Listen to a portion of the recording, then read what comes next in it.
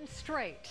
Coming up in tonight's special hour, advocates of a controversial therapy start having some second thoughts. Tonight, we are spending the hour on one of the most controversial subjects in America, gender, sexuality, and what makes some people straight and others gay. It's part of CNN's day-long initiative, Uncovering America. And one of the basic questions about sexuality is one that continues to divide this country. Just look at this brand new CNN opinion research poll. 42% think that homosexuality is due to upbringing and environment. 39% say it's something you're born with. So what does the current science have to say about that? Medical correspondent Elizabeth Cohen looks into that for tonight's Vital Signs. Do you think this little boy will grow up to be gay or straight? How about this girl? Gay or straight? Look carefully, see what you think, and we'll tell you the answer in a minute. But first, you might be wondering, why does this matter? It's abnormal. It's an abomination. Here's why. Some people, like these protesters, think people aren't born gay. They choose to be gay. But Gerwolf Rieger, a psychologist at Northwestern University, says no one chooses their sexual orientation, and these home videos prove it. We see that gay people start to behave differently from straight people at a very, very young age. Observers who looked at about 100 home videos of children, each for just a few seconds, were able with surprising accuracy to tell which ones would grow up to be gay. Rieger thinks the observers were picking up on nuances. You take that off! The sort of mannerisms you see exaggerated or parodied in portrayals of gay people in movies and TV. So a stereotypical mannerism of a gay man is that the limp wrist, or how you tilt your head and so on, or that you smile and so on. And it turns out that to a certain degree this is true. His study suggests your sexual orientation is with you from birth, and most of the current research agrees. Rieger's colleague Michael Bailey studied identical twins and found if one was gay, the other was relatively likely to be gay too. Other studies suggest gay men are more likely to be left-handed. And get this, according to a current study at California State University, gay men are more likely to have hair that whirls in a counterclockwise direction. Many experts say the physical differences between gays and straights are so significant, genetics must play a role. In fact, some researchers are now looking for gay genes. It doesn't seem to be the parents or the peers that make you gay. It seems to be something that comes from within. Rieger himself is gay, and so are some of the other scientists who do this research. And that makes some cry foul, like a professor of child and family studies at the University of Nebraska. The researchers have values and biases, and they bring those when they do research. He thinks people choose to be gay. There is no evidence of a gay gene. Whether sexuality is a choice or not may never be settled.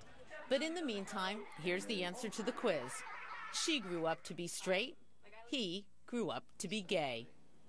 Elizabeth Cohen, CNN, Atlanta. And now I want to turn to tonight's panel to talk about all of this. Eric Metaxas, author of Everything Else You Always Wanted to Know About God, but were afraid to ask.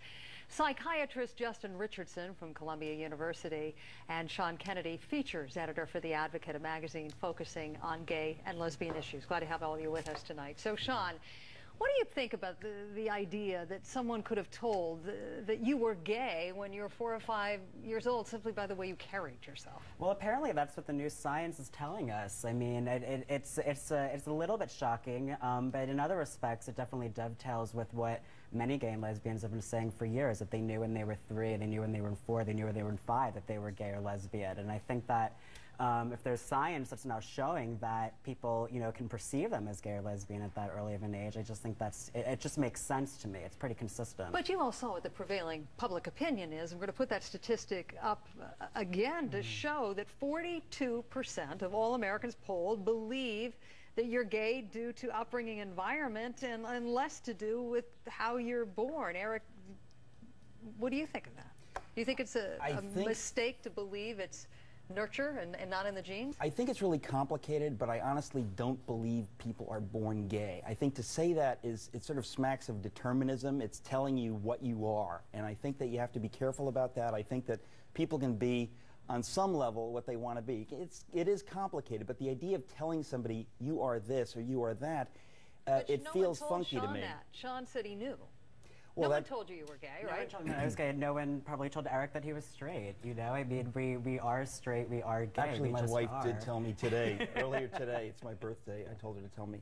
I think it might be helpful actually to break sexual orientation into its components, because there's sexual attractions and fantasies. That's a component. There's sexual behavior, what you do sexually with whom, and there's sexual identity, which is I am gay or I am straight. And while we can suppress our attractions and behave in a way that's heterosexual, or say I'm heterosexual, scientists tend to think that sexual orientation is really based on what your attractions and what your fantasies are. And we really believe that the attractions and fantasies do not tend to change, particularly in studies that have attempted to change people's sexual orientation. But you heard what critics of this kind of science have to say. You are openly gay, and they would accuse you of steering research to support your theory. Well, that you can make that accusation, has something to do with one's genes. Right, you can make that accusation, and people will say it's the science is determined by politics, but actually it's not. You know, there are many, many years of evidence that's been published in peer-reviewed scientific journals. It's not about opinion. There are actually scientific studies that you refer to, the Bailey studies, which looked at the sexual orientation of identical twins and fraternal twins and adopted siblings, and found that if an identical twin has a brother who is gay, he is about 50% likely to be gay himself. It is not the easiest thing being gay in America today. Have you ever attempted to say, you know what, I can't live this way, I want to be straight?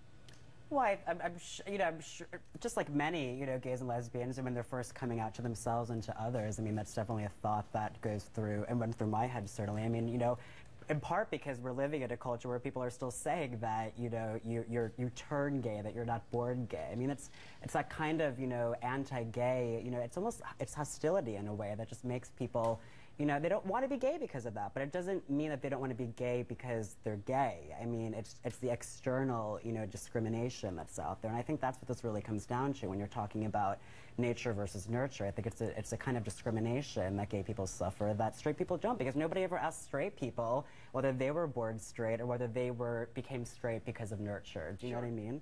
Sure. Well, we got to move on because we got plenty more contentious things straight ahead. Thank you all for joining us.